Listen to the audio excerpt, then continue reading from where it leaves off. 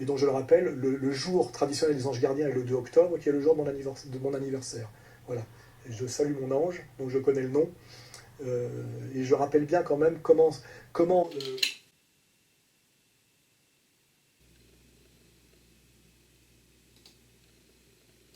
je salue mon ange, donc je connais le nom.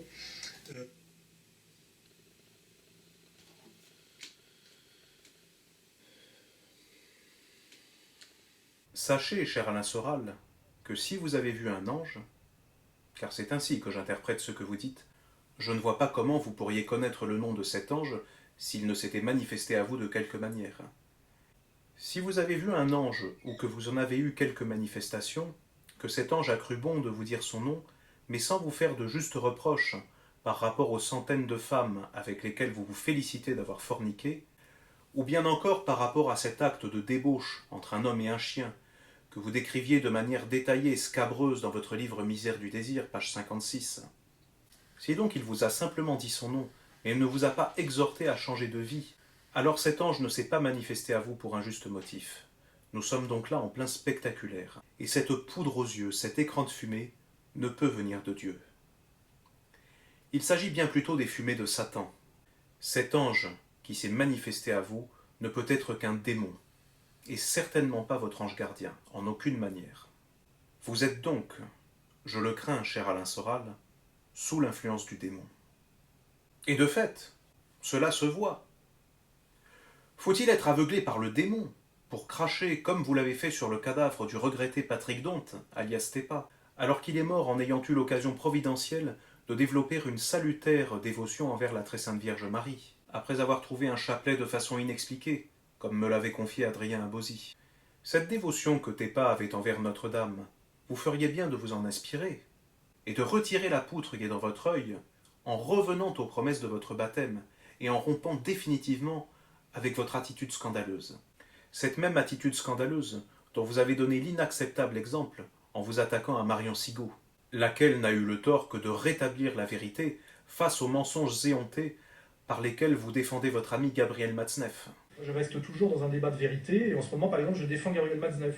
Je dis je connais Gabriel Matzneff. Qui est un pédocriminel revendiqué, décrivant dans ses propres livres de quelle manière sordide et sadique il souille de jeunes garçons prépubères. Je cite, Gabriel Matzneff déclare « Journée délicieuse, entièrement consacrée à l'amour, entre ma nouvelle passion Esteban, beau et chaud comme un frimur, 12 ans, et le petit que j'appelle Mickey Mouse, 11 ans, et quelques autres, loin de 8 ans. Il m'arrive d'avoir, dit toujours Matzneff, jusqu'à 4 gamins, âgés de 8 à 14 ans, dans mon lit en même temps. Voilà ce que déclare l'ignoble Matzneff. Déjà, je suis obligé d'en parler un peu pour deux raisons. D'abord parce que je suis personnellement impliqué, puisqu'on a dit que j'avais soutenu Matzneff, alors qu'en fait, je n'ai pas soutenu Matzneff. J'ai essayé de faire remarquer que ce n'était pas tout à fait la même chose Matzneff que Epstein ou Polanski, et que sous le vocable de pédophilie, qui veut dire aimer les enfants, on associe parfois sans s'en rendre compte, éphébophilie, c'est-à-dire l'amour des jeunes gens. L'amour des très jeunes gens, ce qui est d'ailleurs discutable sur le plan moral, mais c'est surtout une question morale d'ailleurs. Et puis la pédocriminalité de réseau, qu'elle soit sataniste ou pas, où là on est dans la haute criminalité. Voilà. Gabriel Matzneff, il fait partie des mêmes réseaux. Quand il allait retrouver une mineure dans un endroit, il avait sur lui une lettre très amicale du garde des Sceaux. Ça peut servir. Alors c'est pas des réseaux, ça, c'est quoi? C'est pas des réseaux, c'est quoi? Ça veut dire qu'en fait, il fait partie des réseaux. C'est pas la peine de dire que Gabriel Matzneff, il ne couche qu'avec des filles. Est-ce que j'ai entendu là, éphébophile, c'est ça? Éphèbe, c'est l'adolescent. Donc il n'est pas pédo, il est éphébo. Non, pas du tout. Il est pédophile, c'est lui qui le dit. Pourquoi est-ce qu'on va lui retirer la propriété de son vocabulaire? Qui plus est, Marion Sigaud a eu la délicatesse de ne pas vous citer nommément. Mais malgré cela, votre orgueil et votre narcissisme n'ont pas supporté ce qui semble être pour vous un crime de lèse-majesté, entre guillemets. Et vous avez craché votre venin contre Marion Sigaud avec une inhumanité et un mépris particulièrement sulfureux. Quel est donc cet ange dont vous dites connaître le nom et qui se fait passer auprès de vous pour votre ange gardien? Lucifer? Ou peut-être Asmodée, le démon de l'impureté? Probablement. Ou peut-être encore Mammon, le démon de l'argent, car il est vrai que vous avez quelques points faibles de ce côté-là. Au point de défendre une ligne éditoriale totalement incohérente d'un point de vue doctrinal, mais en revanche bel et bien cohérente par rapport à ce clientélisme dont vous semblez si coutumier. Vous qui, lorsque vous avez des catholiques en face de vous, leur dites qu'il faut refaire du catholicisme la religion d'État, oubliant accessoirement que s'il en était ainsi, probablement seriez-vous en prison, comme le fut le marquis de Sade. Même s'il est vrai que vous ne lui arrivez pas tout à fait à la cheville. Du moins autant que l'on sache, puisque votre défense du pédophile Matzneff est pour le moins suspecte. Je défends Gabriel Matzneff. De même que le passage zoophile mentionné auparavant a la réputation d'être autobiographique. Du reste, je ne m'émeus guère que l'on veuille vous envoyer en prison, même si je préférerais que ce soit par Saint-Louis en temps de chrétienté, plutôt que par Emmanuel Macron en temps de plutocratie cosmopolite et mondialiste.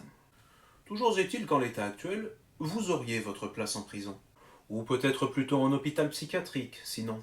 Vous avez donc un certain discours face aux catholiques, mais en revanche, lorsque vous avez des mahométans en face de vous, des chances pour la France, n'est-ce pas? Nous sommes pour un islam français, c'est un don et une chance pour la France. Des réconciliés, selon votre esprit cosmopolite et antiraciste. L'islam, qui est un système de valeurs universelles, et socialement et moralement positif. Alors là, face à un tel auditoire, c'est autre chose. Le Coran, il existe, le Saint-Coran, il existe, il est là, tu vois. Voilà, il est là. Là, ça, il n'y a rien à changer. Voilà, là, il y a un livre, je lis ce qu'il y a dedans. Ça m'intéresse ce qu'il y a dedans et ça me va. J'ai rien à changer. C'est de la morale, voilà, c'est du bien. Tout ce qu'il y a dans le Coran, ça vous va. Vous n'avez rien à changer. Vos épouses sont pour vous un champ de labour.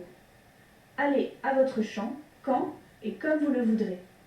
Vous voyez cette phrase tirée du Coran qui réduit la femme à être un champ de labour, c'est-à-dire un objet à la disposition de son maître, laisse entendre en même temps que, puisque l'homme peut labourer comme il le veut, c'est la porte ouverte évidemment à toutes les perversions. N'importe quel musulman peut s'autoriser de se verser pour dire « je fais ce que je veux de ma femme ». L'apôtre d'Allah a dit « Ô femmes, j'ai vu que la plupart des habitants du feu de l'enfer sont des femmes.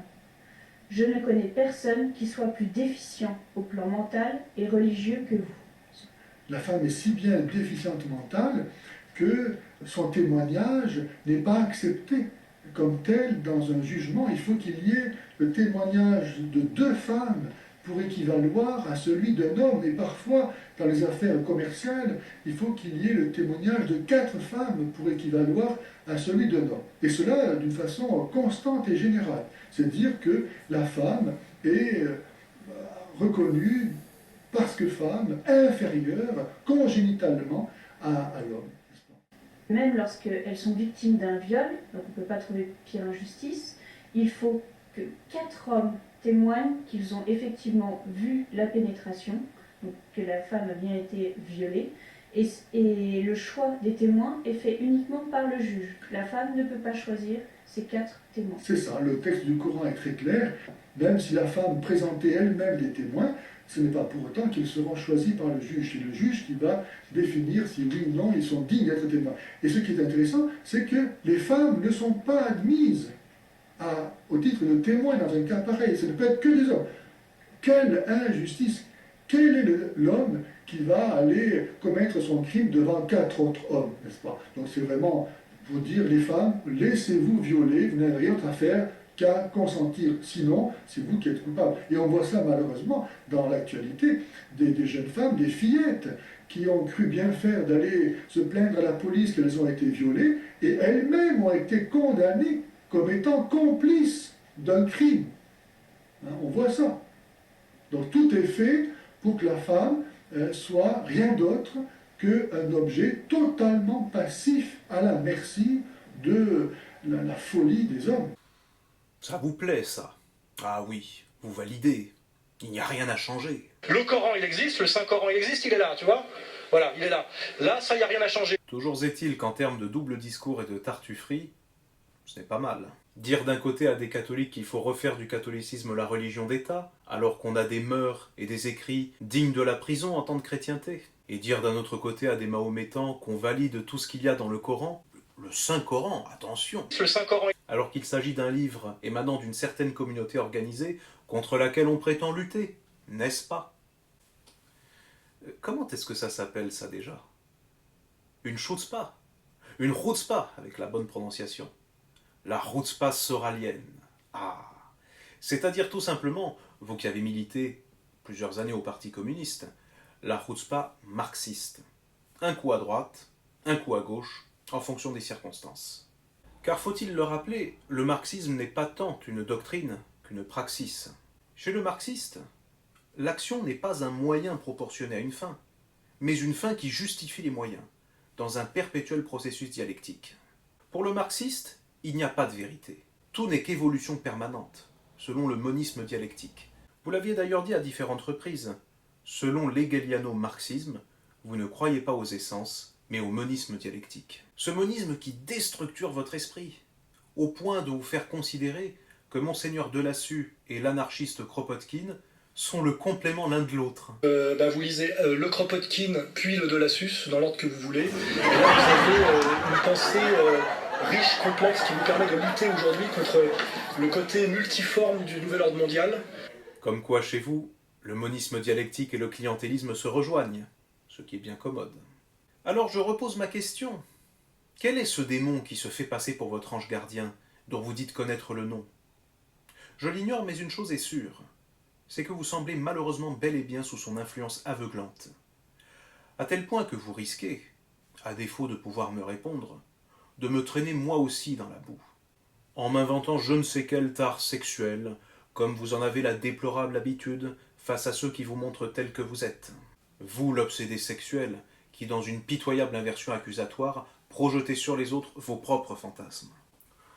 Ou bien peut-être essayerez-vous de me calomnier, en me faisant passer pour un arriviste, qui cherche à exister en s'attaquant à plus grand que lui, même si je suis en état de grâce et que je suis donc devant Dieu plus grand que vous, quoi que vous en disiez. Et puis rassurez-vous, je n'ai pas besoin de vous pour exister, mais de Dieu.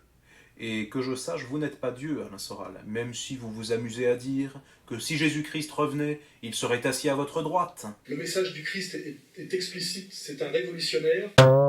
Et aujourd'hui, s'il était présent sur Terre, peut-être l'est-il, il serait assis ici à côté de moi. À la droite du Père, n'est-ce pas? Peut-être encore essayerez-vous de m'humilier de quelque manière, en me traitant d'artiste raté, d'écrivain de carnaval, de mari cocu ou infidèle, de malade mental, d'homosexuel refoulé ou d'enfant battu, c'est-à-dire autant de calomnies hypocrites qui ne s'appliquent pas à moi, mais peut-être bien plutôt à vous-même. Je me souviens d'une vie d'une grande tristesse. Et de la violence, alors Beaucoup de violence, c'est pour ça que j'ai même pas envie d'en parler, c'est évident, n'importe quel pédopsychiatre, même de troisième zone, s'il y en avait un ici, il verrait que je suis un enfant battu, ça se voit comme le nez au milieu de la gueule. L'avantage d'être homosexuel, n'est-ce pas, c'est qu'entre hommes on se comprend. Oui, dire homosexuel. Hein, c'est qu'entre hommes on se comprend, c'est-à-dire que moi j'ai essayé aussi pour voir. Hein. Donc le rêve de tout le monde c'était que la famille éclate. Mon père n'aimait pas ma mère et n'aimait pas ses enfants spécialement non plus, et moi je n'aimais personne dans la famille. Donc tout le monde avait intérêt à se barrer, et moi j'ai été non mais j'en ai tiré les conséquences rousses, je me suis barré, et j'ai dit foutez-moi la paix, laissez-moi s'il vous plaît, je ne demande que ça depuis 20 ans. Bref, Dieu sait quelle ineptie vous allez inventer de toutes pièces. Ah non, je sais! Vous allez me traiter de sioniste. Mais oui! Parce que c'est bien connu, dès qu'on est contre Alain Soral, on est forcément payé par Israël. Ah oui, alors lui, c'est un sioniste, hein. De toute façon, tout le monde le sait, hein. Comment dirais-je, il est payé par Israël, hein. Faut le savoir, hein. Je le sais, hein. Je sais même combien il est payé chaque mois, hein. Mais bon, je vais pas donner mes sources, hein. Bah oui, forcément.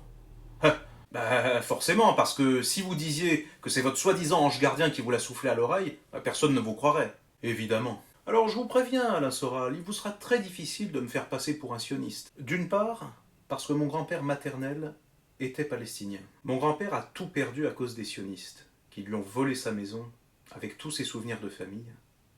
Et ça, je ne peux pas l'oublier. D'autre part, je suis catholique, et le sionisme est totalement incompatible avec notre sainte religion. Car le sionisme est d'abord et avant tout un projet messianique, dont le but réel est la refondation du royaume d'Israël, du grand Israël tel qu'il apparaît sur les pièces de monnaie israéliennes, puis la restauration du sacerdoce d'Israël, avec la reconstruction du temple de Jérusalem, au sein duquel, selon l'opinion de plusieurs pères de l'Église, siégera l'Antéchrist, que malheureusement les Juifs reconnaîtront comme Messie, après avoir rejeté le vrai Messie, notre Seigneur Jésus-Christ, crucifié et ressuscité, comme l'annonçaient les prophéties bibliques, que vous rejetez obstinément en raison de votre hérésie marcionniste. Vous devriez pourtant jeter un œil à cette prophétie de Daniel, citée par cet illustre prêtre qu'était l'abbé Augustin Lehmann. Dans ce livre que je recommande vivement, L'avenir de Jérusalem, espérances et chimères, réponse aux congressionnistes. Livre écrit en 1901 et réédité aux éditions Saint-Rémy. Augustin Lehmann et son frère Joseph, qui s'étaient convertis au catholicisme par l'intercession de Notre-Dame de la Salette, dont ils avaient visité le sanctuaire. Voici donc ce qu'annonce le prophète Daniel. L'abomination de la désolation sera dans le temple, et la désolation continuera jusqu'à la consommation et à la fin. Chapitre 9, verset 27. Et l'abbé Lehmann de citer ce commentaire du théologien jésuite Francesco Suarez.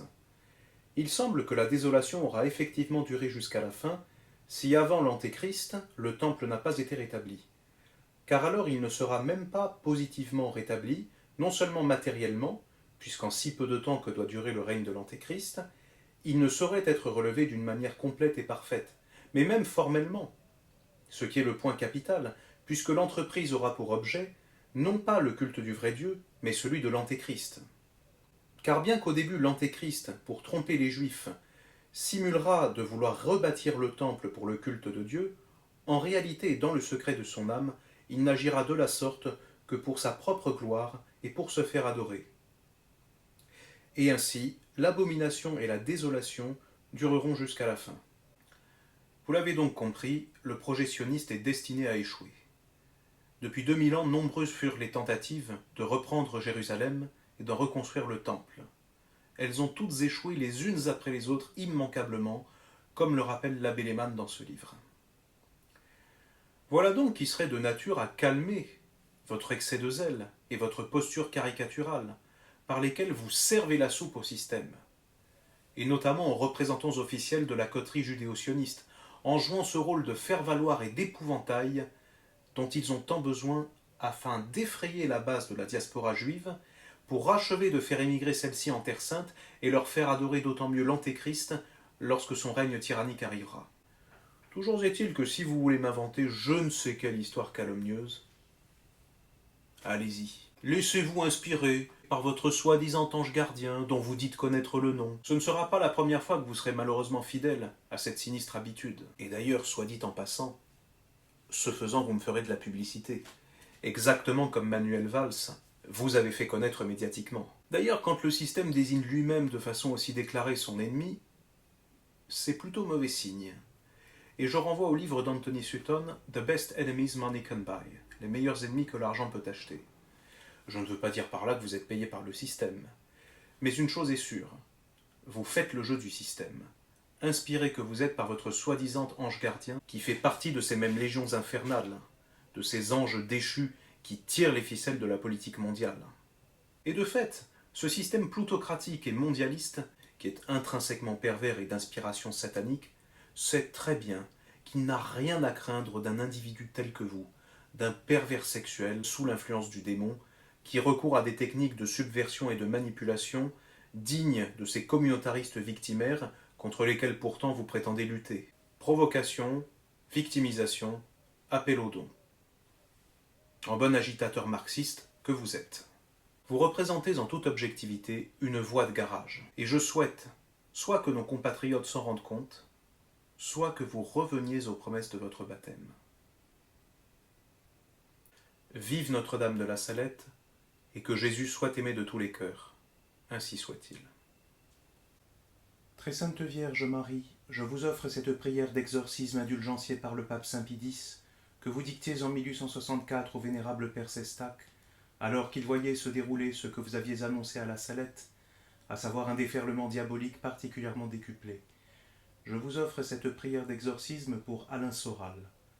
Ô Marie auguste Reine des cieux, souveraine maîtresse des anges, vous qui dès le commencement avez reçu de Dieu le pouvoir et la mission d'écraser la tête de Satan, nous vous le demandons humblement, envoyez vos légions saintes, pour que sous vos ordres et par votre puissance, elles poursuivent les démons, les combattent partout, répriment leur audace et les refoulent dans l'abîme. Qui est comme Dieu? Ô bonne et tendre Mère, vous serez toujours notre amour et notre espérance. Ô divine Mère, envoyez les saints anges pour me défendre, et repousser loin de moi le cruel ennemi, Saints anges et archanges, défendez-nous, gardez-nous, ainsi soit-il. Au nom du Père et du Fils et du Saint-Esprit, ainsi soit-il.